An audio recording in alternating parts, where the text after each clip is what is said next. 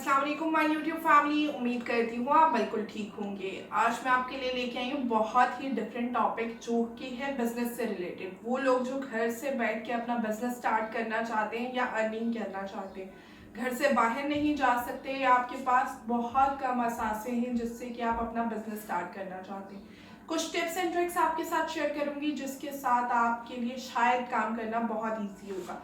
अपना एक्सपीरियंस भी शेयर करूंगी कि मैंने किस तरह बिजनेसेस किए और किस तरह के बिजनेस आजकल के दौर में कामयाब होते हैं।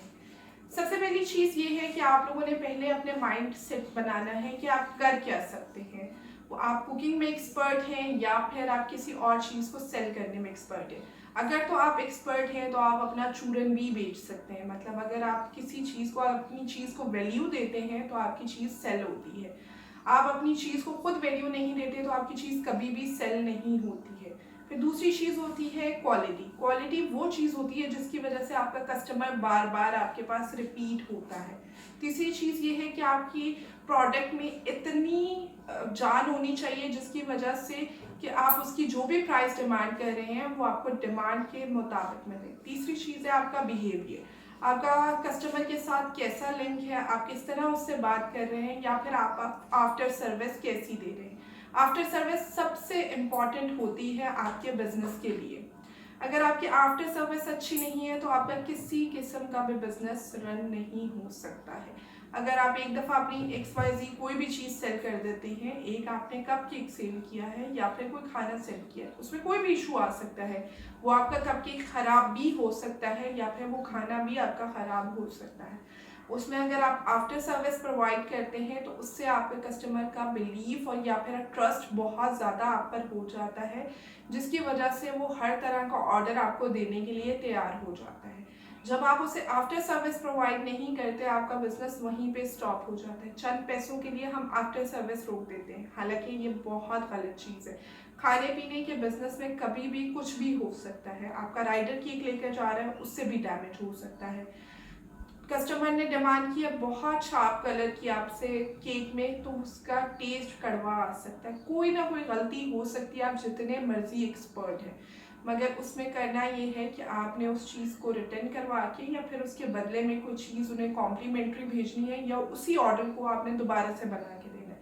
उससे होगा ये कि आपके कस्टमर जो है वो हमेशा के लिए आपका पक्का कस्टमर बन जाएगा, जो कि बाकी सारे लोगों को भी रिकमेंड करेगा। अब बिजनेस में आप क्या क्या कर सकते हैं। आजकल ट्रेंडिंग में है, बहुत ज़्यादा ट्रेंडिंग में जो चल रहा है वो है डेजर्ट्स का बिजनेस या फिर फ्रोजन आइटम का बिजनेस। आप इसको स्टार्ट कैसे कर सकते हैं, मार्केट तक कैसे लेकर जा सकते हैं, इसके लिए बहुत सारी चीज़ें हैं। सबसे पहले आप मोहल्ले से स्टार्ट कर सकते हैं। आप कोई ऐसी चीज़, अगर आप तो डेजर्ट का बिजनेस करने लगे हैं तो आप टी केक बनाएंगे। टी केक आप काफ़ी सारे बनाएंगे, उसके आप स्लाइसेस करेंगे, एक अच्छी सी पैकिंग लेंगे जो कि बहुत खूबसूरत सी पैकिंग होगी और उसके ऊपर आपका लोगो होगा। उसके साथ आपका ब्रोशर होगा जिसके ऊपर उसकी डिटेल मेंशन होगी कि आप किन किन चीज़ों को या फिर कस्टमाइज चीज़ों को डील कर रहे हैं। जब आप वो अपने मोहल्ले में देना शुरू करेंगे तो उस टेस्ट की वजह से या फिर उस चीज़ की वजह से आपके पास कस्टमर ज़्यादा आएंगे। फ्रॉस्टिंग की अगर बात की जाए केक्स वगैरह की, तो वो किसी इवेंट के लिए होता है। मगर अगर आप डील करते हैं ड्राई आइटम्स में जिसमें कुकीज़ आती हैं, इसके अलावा टी केक्स आते हैं या फिर आपकी फ्रोज़न आइटम्स आती हैं, ये बहुत लॉन्ग टर्म तक चलती हैं जिसकी वजह से कस्टमर इसको लेना भी प्रेफर करते हैं और कहीं किसी को गिफ्ट करना भी प्रेफर करते हैं। आप बिस्किट, कुकीज़ या फिर नाश्ते की कुछ ऐसी आइटम्स हैं जिनको आप फ्रेश बना कर दे सकते हैं। वो आपसे 2-4 दिन पहले भी ले सकते हैं, 1 हफ्ता पहले भी ले सकते हैं। इसमें बहुत कम चांसेस होते हैं ख़राब होने के। आप अगर आप बिस्किट और कुकीज़ की बात करते हैं तो उसमें बहुत तरह की होती है। नॉर्मल हम मार्केट से जो लेते हैं वो डालडा घी से तैयार हुई होती है जिसका उन्होंने शॉर्टनिंग बनाई होती है। आप उसे बटर में बना सकते हैं, आप उसे ऑलिव ऑयल में बना सकते हैं, आप उसे देसी घी में बना सकते हैं। उसे अगर आप हेल्दी वर्जन बनाना चाहते हैं जो कि मार्केट में आपको इजीली नहीं मिलता है, आप उसको कस्टमाइज़ कर सकते हैं। आप उसे देसी आटे के अंदर बना सकते हैं, आप उसे गुड़ के अंदर बना सकते हैं। ये कस्टमाइजेशन ऐसी चीज़ है कि जिसकी वजह से कस्टमर इसको गिल्ट फ्री एंजॉय भी करेगा। इसका टेस्ट तो अच्छा आएगा ही, इसके साथ साथ आपके पास कस्टमर बहुत अच्छा आएगा। इसमें बहुत सारे ऑप्शंस हैं। मेरे कस्टमर्स को जो कस्टमाइजेशन में चीज़ें पसंद आती हैं वो हेल्दी चीज़ें हैं। हेल्दी चीज़ों से मुराद ये है कि आप अपनी शुगर की जगह पे आप इस्तेमाल कर सकते हैं गुड़, आप इस्तेमाल कर सकते हैं खजूरें, खजूरों के अलावा आप इस्तेमाल कर सकते हैं केले को, बनाना जो ओवर राइप बनाना होता है उसको आप यूज कर सकते हैं। इसके अलावा अगर बात की जाए मीठे के लिए तो आप इस्तेमाल कर सकते हैं रेजन्स को। ये सारी चीज़ें कस्टमाइजेशन पे बहुत अच्छी बन के तैयार हो जाती हैं और आपके कस्टमर इसको परचेज भी करते हैं। फिर इसके अलावा बात आती है कि अगर आप एक सैलेड का बिजनेस स्टार्ट करते हैं, एक बहुत हेल्दी ऑप्शन है। बहुत सारे लोग आजकल अपने टाइम कम होने की वजह से हेल्दी डाइट नहीं ले पा रहे होते। अगर आप अपना एक हेल्दी मेन्यू बनाते हैं जिसके अंदर आप सैलेड्स को ऐड करते हैं, तरह तरह के सैलेड्स या फ्रूट्स के कट्स लेके, जिसके अंदर आप नेचुरल स्वीटनर्स यूज़ करते हुए आप उन चीज़ों को बनाते हैं और उसके टेस्ट को इन्हांस करते हैं, तो वो चीज़ें भी बहुत ज़्यादा सेल होती हैं।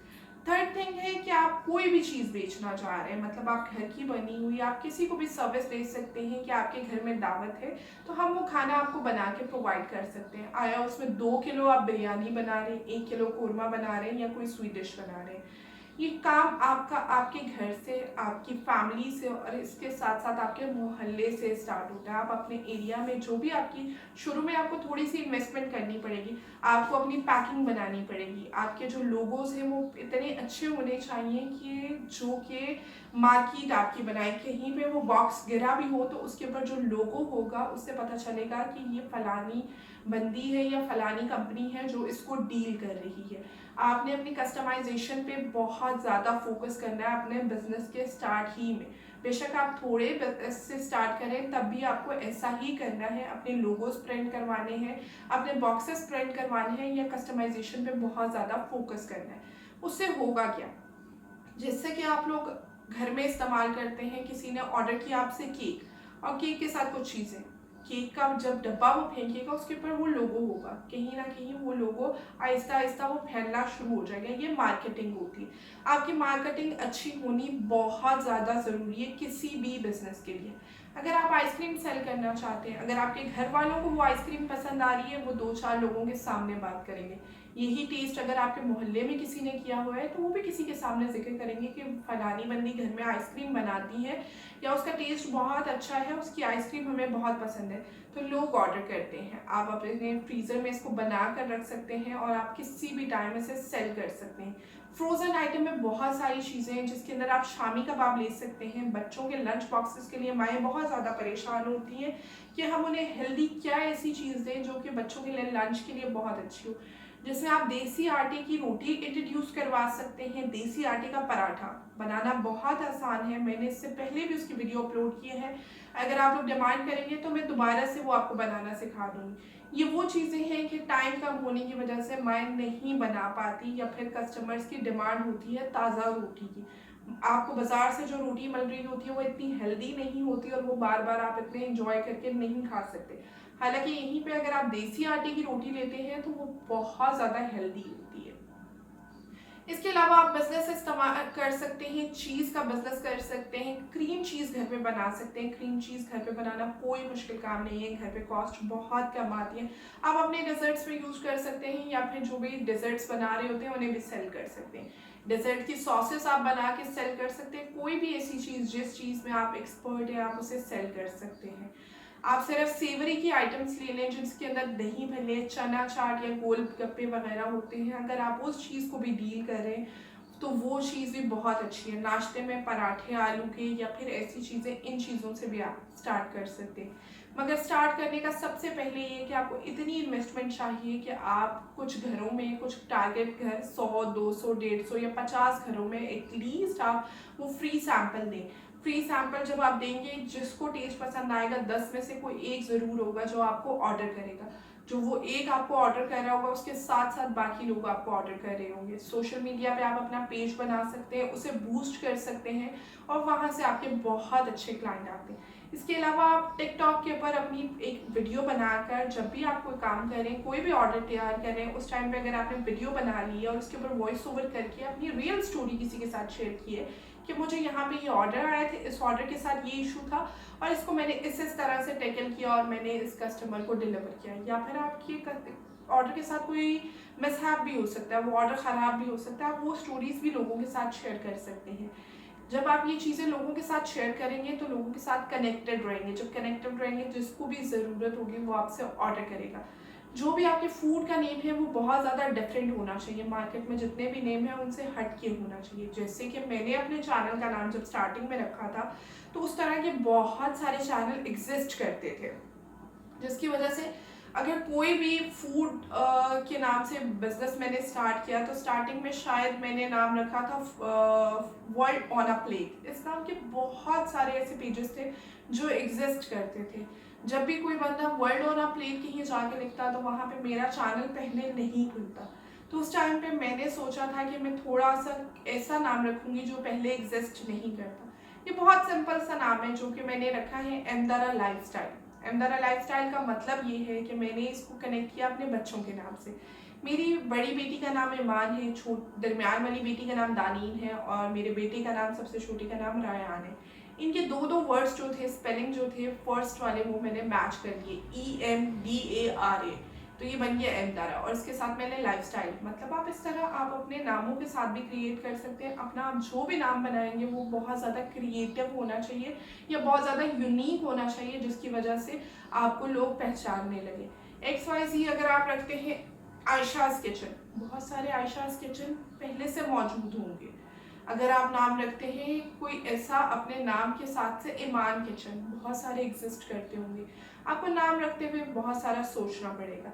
सबसे अच्छी बात है कि कोई भी बिजनेस ऐसा नहीं होता कि जो दिनों में चलने लग जाता है, टाइम लगता है। अगर आप कोई डिग्री ले रहे हैं उसमें भी आपको 4 से 5 साल लगते हैं। तो आप क्यों ऐसा सोचते हैं कि आज हमने काम शुरू किया है कल से हमारे पास ऑर्डर्स आने लग जाए? ऐसा होता भी है। बहुत छोटा सा एक बिजनेस में आपको एग्जांपल दूंगी जो कि कमर्शियल मार्केट में है। डिज़र्ट का बिजनेस उन्होंने स्टार्ट किया है, उनके रेट्स रिजनेबल थे और वो कार्ट पे था, वो बहुत ज़्यादा पॉपुलर हो गया। अगर आपकी क्वालिटी अच्छी है तो आप इसको कर सकते हैं। अगर आप पिंडी और इस्लामाबाद के रहने वाले हैं तो मेरी तरफ से आपको मशवरा ये है कि आप अगर अच्छी बिरयानी बना सकते हैं तो आप एक अच्छी बिरयानी को इंट्रोड्यूस करा सकते हैं। पिंडी इस्लामाबाद में बहुत कम ऐसे स्पॉट हैं जहाँ पर अच्छी बिरयानी मिलती है। निहारी की बात की जाए तो एक स्पॉट ऐसा है जहाँ पे बहुत अच्छी निहारी मिलती है, जिसे बोला जाता है मजीद की निहारी। उससे अच्छी निहारी अगर आपको बनानी आती है तो आप निहारी दे सकते हैं। निहारी की डिमांड बहुत ज़्यादा है, वहाँ पर 2 घंटे के लिए निहारी मिलती है और इतना रश होता है कि बाहर लाइनें लगी हुई होती है। आपने कोई भी ऐसा काम नहीं लेना जो कि बहुत ज़्यादा चल रहा है, आपने बहुत यूनिक वे में करना है। अगर आप पिज्ज़ा बना के सेल कर रहे हैं तो उसके अंदर कुछ यूनिक होना चाहिए। यूनिक कैसे हो सकता है कि जो आपकी डो है वो आटे की बनी हुई होनी चाहिए या वो कोई हेल्दी वर्जन होना चाहिए। जिस तरह की आपको मार्केट में चीज़ें मिल रही हैं उस टाइप की चीज़ें आपको नहीं बनानी है।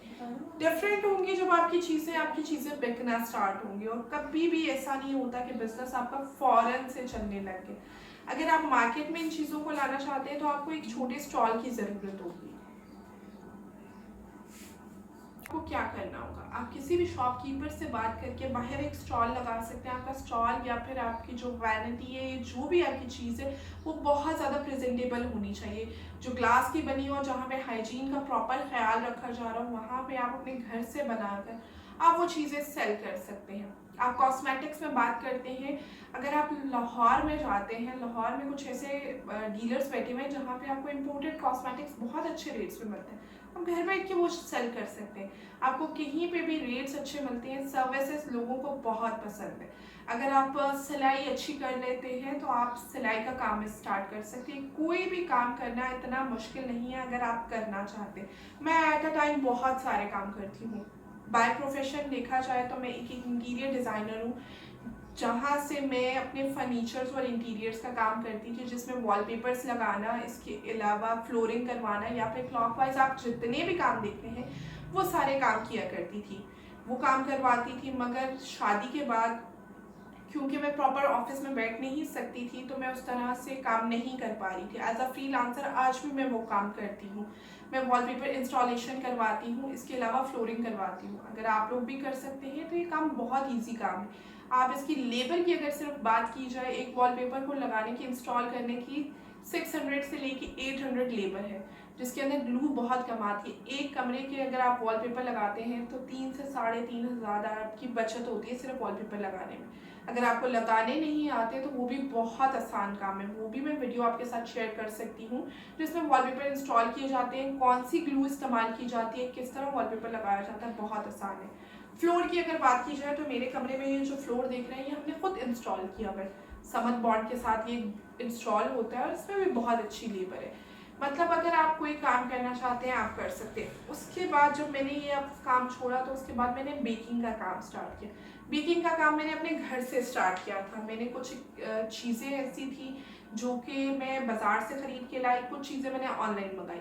उसके बाद मैंने घर में चीज़ें बनाना शुरू की, मेरे घर वालों ने खाई, फिर मैंने अपने एरिया में लोगों को टेस्ट करवाई और अब उसकी वजह से अल्हम्दुलिल्लाह मुझे ऑर्डर मिलते हैं। आप भी चाहें तो ये ऑर्डर कर सकते हैं। और इसके अलावा अगर आप कोई भी मतलब मुझे कहीं से भी कोई ऑर्डर आता है कि 150 से 200 लोगों का खाना प्रोवाइड करना है, मैं वो भी करती हूँ। कहीं पे कोई इवेंट ऑर्गेनाइज हो रहा है तो मैं वो भी करती हूँ। कहीं पे किसी चीज़ की रिक्वायरमेंट है, लेट्स सपोज किसी को 10 अबाया चाहिए, 100 अबाया चाहिए, मुझे पता है कि वो मार्केट्स कहाँ पर है, मैं वहाँ पे जाती हूँ, सर्च करती हूँ, उसकी पिक्चर्स लेती हूँ और उनकी जब एडवांस पेमेंट आ जाती है तो उसके बाद मैं वो काम स्टार्ट कर देती हूँ, उनको वो डिलीवर कर देती हूँ। आप भी किसी के भी पैसों पे आप काम कर सकते हैं। आप मार्केट में जाके देख सकते हैं कि आपको कहाँ कहाँ से क्या क्या चीज़ मिल रही है। अगर आप लोगों को सर्विसेज ही प्रोवाइड करने लग जाए तब भी आप बहुत अच्छा घर पे बैठ के कमा सकते हैं। ज़रूरी नहीं है कि आपको मार्जिन बहुत ज़्यादा रखना है। मार्जिन अगर आपका कम भी हो और अगर आपका कस्टमर अच्छा है तो आप बहुत अच्छा बिजनेस कर सकते हैं। स्टिचिंग का बिजनेस बहुत अच्छा है, घर से बैठ के खाने पीने का बिजनेस तो कभी भी नहीं रुकता अगर आपकी क्वालिटी अच्छी है तो। फूड पांडा पे आप अकाउंट बना सकते हैं। इसके अलावा आप अपने मोहल्ले में, एरिया में कर सकते हैं और सोशल मीडिया के ज़रिए एडवर्टाइज कर सकते हैं। इसके अलावा अगर आपके कोई सवाल हैं इन चीज़ों से रिलेटेड या आप कोई चीज़ सीखना चाहते हैं तो आपने वो चीज़ मुझे कमेंट सेक्शन में बतानी है। मैंने कोशिश की है कि मैं इसके अंदर बहुत सारी चीज़ों को कवर कर सकूं और अगर मैं किसी चीज़ को कवर नहीं कर सकी तब अब भी आपने मुझे बताना है। अगर आप लड़कियां हैं जो कि ये वीडियो देख रही हैं और अगर आपको पार्लर का काम आता है, आपको वैक्सिंग का काम आता है, आप लोगों के घर में जाके ये सर्विस प्रोवाइड कर सकती हैं। बहुत इजी काम है वैक्सिंग करना, फेशियल करना या फिर मैनी पेडिक्योर करना। आपके कस्टमर महीने के हिसाब से पक्के हो जाते हैं और वो आपको हर महीने बुलाते हैं। मेरे घर में भी कुछ ऐसी आती हैं जो मेरे घर आके मेरी वैक्स करके जाती हैं।